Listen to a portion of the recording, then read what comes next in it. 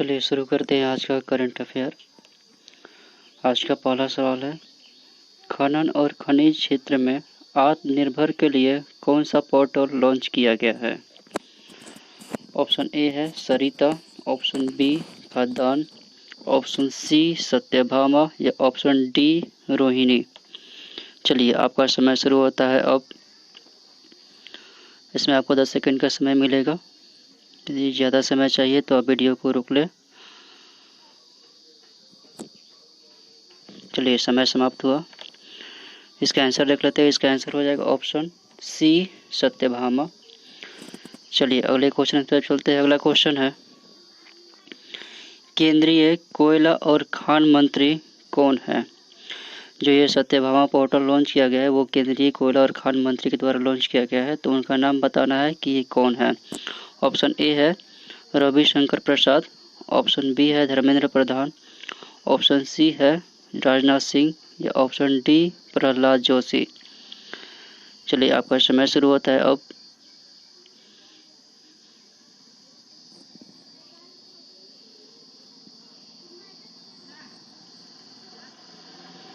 चलिए समय समाप्त हुआ।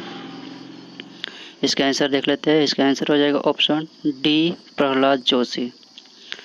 चलिए अगले सवाल की तरफ चलते हैं। अगला सवाल है, सत्यभामा को 2 IT कंपनियों द्वारा विकसित किया गया है।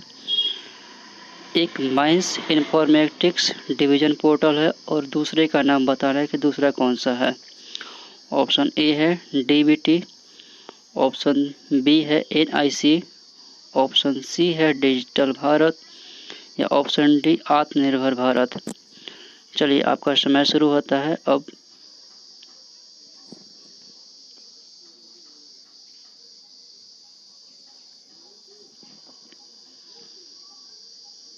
चलिए समय समाप्त हुआ। चलिए इसका आंसर देख लेते हैं। इसका आंसर हो जाएगा option B NIC, national informatics system center. चलिए अगले क्वेश्चन की तरफ चलते हैं। अगला क्वेश्चन है, किस भारतीय कंपनी ने 150 बिलियन अमेरिकी डॉलर की पहली कंपनी बन गई है? भारत की एक कंपनी है जो 150 बिलियन की कंपनी बनी है, तो इसका आपको नाम बताना है। ऑप्शन ए है Jindal, option B Tata, option C SAIL या option D Reliance industry limited. चलिए आपका समय शुरू होता है अब।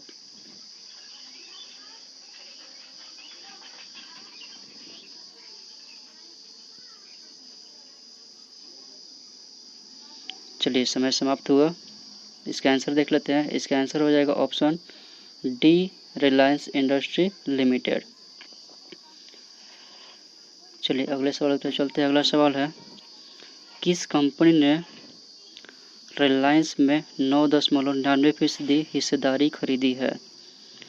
ऑप्शन ए है Microsoft, option B Facebook, option C SpaceX या ऑप्शन डी अमेजॉन।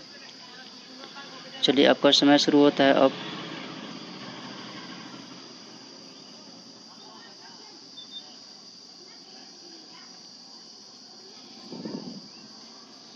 चलिए समय समाप्त हुआ। इसका आंसर हो जाएगा ऑप्शन बी फेसबुक ने। रिलायंस कंपनी ने 9.99% की हिस्सेदारी खरीदी थी। किसने? तो फेसबुक ने खरीदी थी। चलिए अगले सवाल की तरफ चलते हैं। अगला सवाल है, किस संस्था ने कोरोना जांच के लिए सभी को समान फीस लेने की बात कही है? ऑप्शन ए है सुप्रीम कोर्ट ने, ऑप्शन बी है हाई कोर्ट ने, ऑप्शन सी है गृह मंत्रालय ने या ऑप्शन डी मानव संसाधन मंत्रालय ने। चलिए आपका समय शुरू होता है अब।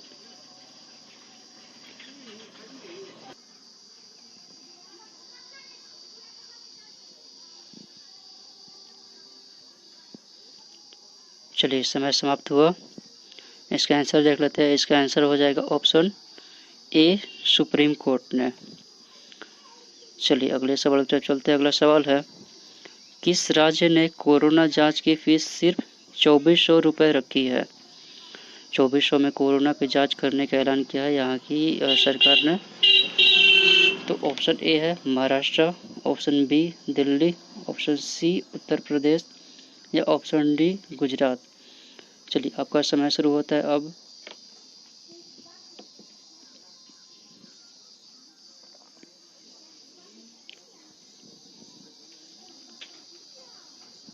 चलिए समय समाप्त हुआ। इसका आंसर देख लेते हैं। इसका आंसर हो जाएगा ऑप्शन बी दिल्ली। चलिए अगले क्वेश्चन पे चलते हैं। अगला क्वेश्चन है, भारत और चीन के बीच मास्को अभ्यास कब किया जाएगा? अभी भारत और चीन के बीच एक युद्धाभ्यास होने वाला है, तो आपको बताना है डेट कि कब ये होने वाला है।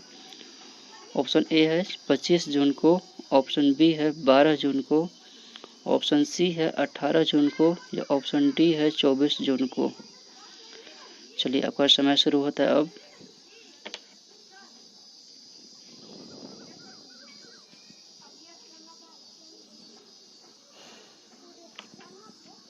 चलिए समय समाप्त हुआ। इसका आंसर देख लेते हैं। इसका आंसर हो जाएगा ऑप्शन डी 24 जून को। चलिए अगले सवाल की तरफ चलते हैं। अगला सवाल है, भारत को अस्थायी सदस्य के रूप में चुना गया है, तो कहाँ चुना गया है ये बताना है। ऑप्शन ए है WHO में, ऑप्शन बी है UNSC में, ऑप्शन सी है ब्रिक्स में, या ऑप्शन डी WTO में। चलिए आपका समय शुरू होता है अब।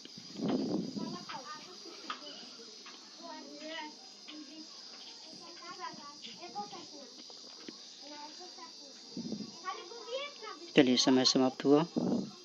इसका आंसर हो जाएगा ऑप्शन बी UNSC में। यहाँ पर भारत को 2 साल के लिए अस्थायी सदस्य के रूप में नामित किया गया है। चलिए अगले क्वेश्चन की तरफ चलते हैं। अगला क्वेश्चन है, भारत को UNSC के चुनाव में कितने वोट मिले थे? ऑप्शन ए है 188, ऑप्शन बी है 192, ऑप्शन सी है 184, ऑप्शन डी 179। चलिए आपका समय शुरू होता है अब।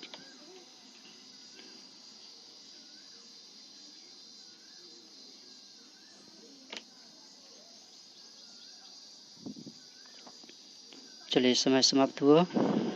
इसका आंसर हो जाएगा ऑप्शन सी 184। चलिए अगले सवाल पर चलते हैं। अगला सवाल है, भारत UNSC का सदस्य चुने जाने के कितने सालों के लिए उसका सदस्य बन गया है? ऑप्शन ए है 2 साल, ऑप्शन बी है 3 साल, ऑप्शन सी है 4 साल, ऑप्शन डी है 5 साल। चलिए आपका समय शुरू होता है अब।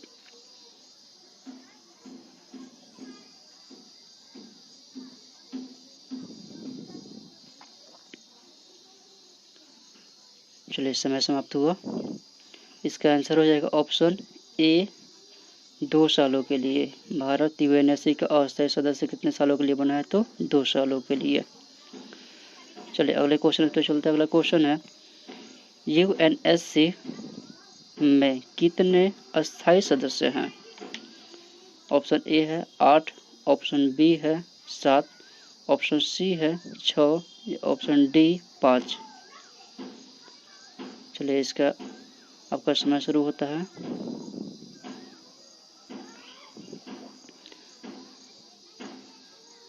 आप आंसर कमेंट कर सकते हैं क्वेश्चन के अनुसार। चलिए समय समाप्त हुआ। इसका आंसर हो जाएगा ऑप्शन डी 5 इसके अस्थायी सदस्य हैं। चलिए अगले सवाल पर चलते हैं। अगला सवाल है, आई लैब की शुरुआत कहाँ की गई है? ऑप्शन ए है option A Noida, option B Delhi, option C Gurugram, या ऑप्शन डी मानेसर। चलिए आपका समय शुरू होता है अब।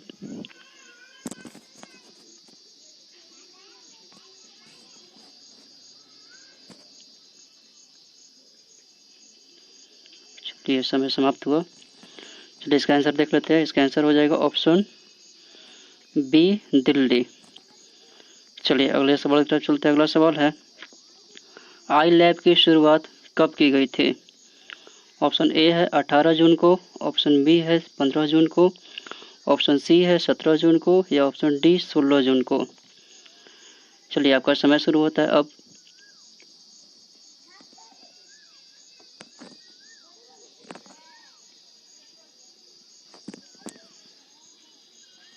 चलिए समय समाप्त हुआ। चलिए इसका आंसर देख लेते हैं। इसका आंसर हो जाएगा ऑप्शन ए 18 जून को। चलिए अगले सवाल की तरफ चलते हैं। अगला सवाल है ई लैब की शुरुआत किसने की थी? ऑप्शन ए है नरेंद्र मोदी ने, ऑप्शन बी है अमित शाह ने, ऑप्शन सी है हर्षवर्धन ने, ऑप्शन डी है केजरीवाल ने। चलिए आपका समय शुरू होता है अब।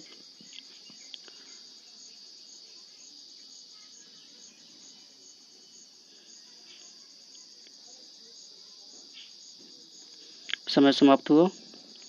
चलिए इसका आंसर देख लेते हैं। इसका आंसर हो जाएगा ऑप्शन सी हर्षवर्धन ने। चलिए अगले सवाल की तरफ चलते हैं। अगला सवाल है ई लैब की शुरुआत किस लिए की गई है? सॉरी ई लैब नहीं है, आई लैब है। आई लैब की शुरुआत किस लिए की गई है? ऑप्शन ए है कोविड टेस्ट, ऑप्शन बी है मलेरिया टेस्ट, ऑप्शन सी है चिकनगुनिया टेस्ट या ऑप्शन डी पीलिया टेस्ट। चलिए आपका समय शुरू होता है अब।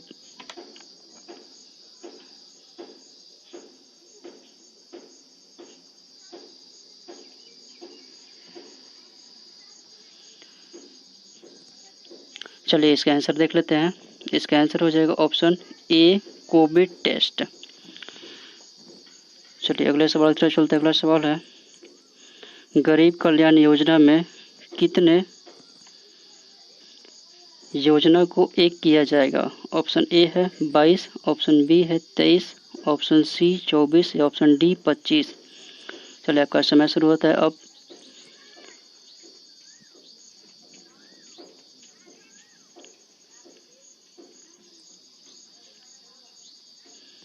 चलिए समय समाप्त हुआ। इसका आंसर हो जाएगा ऑप्शन डी 25।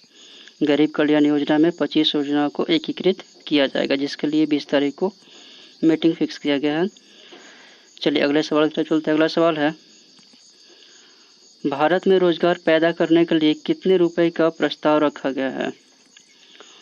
ऑप्शन ए है 61,500 crore, option B 62,000 crore, option C 63,000 crore या ऑप्शन डी 62,500 करोड़।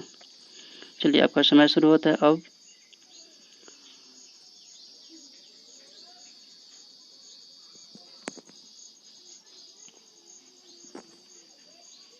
चलिए समय समाप्त हुआ।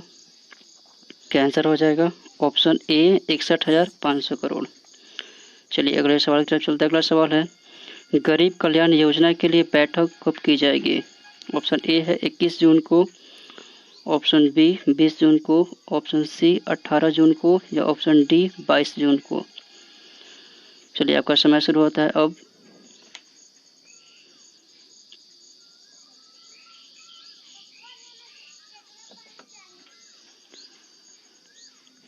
चलिए आपका समय समाप्त हुआ। चलिए इसका आंसर देख लेते हैं। इसका आंसर हो जाएगा ऑप्शन बी 20 जून को। चलिए आज का अंतिम सवाल देख लेते हैं। आज का अंतिम सवाल है भारत के पास कितने सुखोई विमान हैं? ऑप्शन ए है 300, ऑप्शन बी 260, ऑप्शन सी 250 या ऑप्शन डी 255। चलिए आपका समय शुरू होता है अब।